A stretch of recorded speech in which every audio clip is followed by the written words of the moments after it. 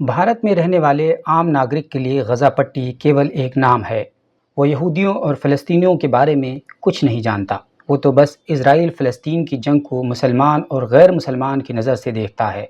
سچ تو یہ ہے کہ اگر اس معاملے میں مسلمان نہ ہوتے تو بھارت کے ٹی وی چینلوں پر اتنا ہنگامہ نہ دیکھنے کو ملتا۔ اداہرن کے لیے رشیا یوکرین کی جنگ کو ہی لے سکتے ہیں۔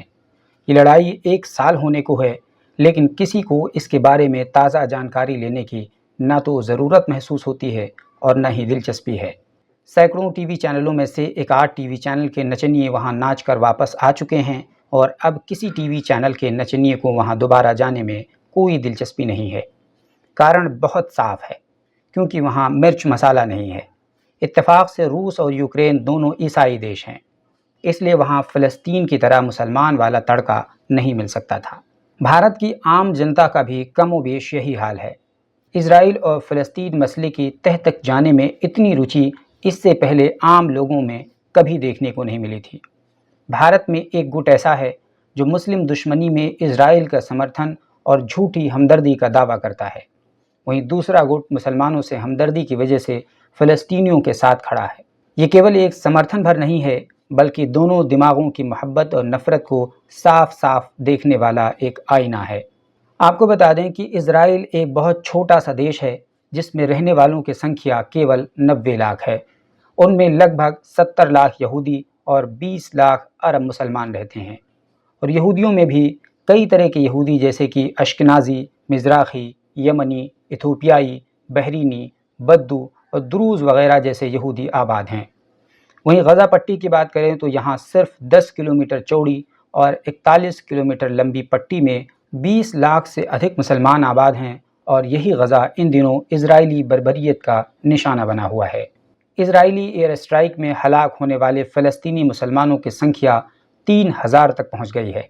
ان میں 1000 سے ادھک بچے بھی شامل ہیں، جبکہ اب تک 1000 کے قریب ملبوں میں دبے ہونے کا اندیشہ ہے۔ ننھے ننھے معصوم بچوں کی لاشوں کو دیکھ اور ان کی ماؤں کی چیخیں سن کر من وچلت ہو جاتا ہے۔ اپنے بچے کی لاش پر ایک ماں پھوٹ پڑتی ہے تو وہیں دوسری طرف باپ صبر کا پتلا بنا کھڑا رہتا ہے اور اپنے بچے کی جدائی کا درد اپنے بھیتر ہی بھیتر گھونٹ جاتا ہے۔ غزہ کی طرح کم و بیش یہی حال اسرائیل کا بھی ہے۔ غزہ میں حالات اس لیے زیادہ خراب ہیں کیونکہ اسرائیل جان بوجھ کر ناگرکوں کو نشانہ بنا رہا ہے اور وائٹ فاسفورس کا زہریلا کیمیکل استعمال کر رہا ہے۔ یہی کارن ہے کہ غزہ میں حالات بہت زیادہ خراب ہیں اور غزہ ہر طرف ملبوں کا ڈھیر بنتا چلا جا رہا ہے۔ یونائٹڈ نیشن سمیت سبھی کتھت مانو ادھیکار سنگٹھن اور ایجنسیز شاید اس دن کا انتظار کر رہے ہیں جب غزہ میں دیکھنے کے لیے کچھ بھی نہیں بچے گا، کیونکہ فی الحال غزہ کو چاروں اور سے گھیر لیا گیا ہے اور صاف پانی پینے کی بے حد کمی ہوتی جا رہی ہے، اور جلد ہی خوراک اور دوائیں بھی ختم ہو جائیں گی۔ یونائٹڈ نیشنز کے ادارے UNRWA نے غزہ کی گھیرا بندی کو ساموہک سزا بتایا ہے۔ ادارے کا کہنا ہے کہ اس سے پہلے دیر ہو جائے، گھیرا بندی کو ہر حال میں ختم کرنا ضروری ہے۔ کل ملا کر کہیں کہ اب تک کیول بیان بازی ہے اور مانوتا کا جھوٹا ڈھونگ رچا جا رہا ہے۔ اسرائیل کھلے سانڈ کی طرح حملہ آور ہے اور کوئی بھی آگے آنے کے لیے تیار نہیں ہے۔ Alpha hospital and trauma centre, engineering college چوراہا، سیتاپور روڈ، لکھنؤ۔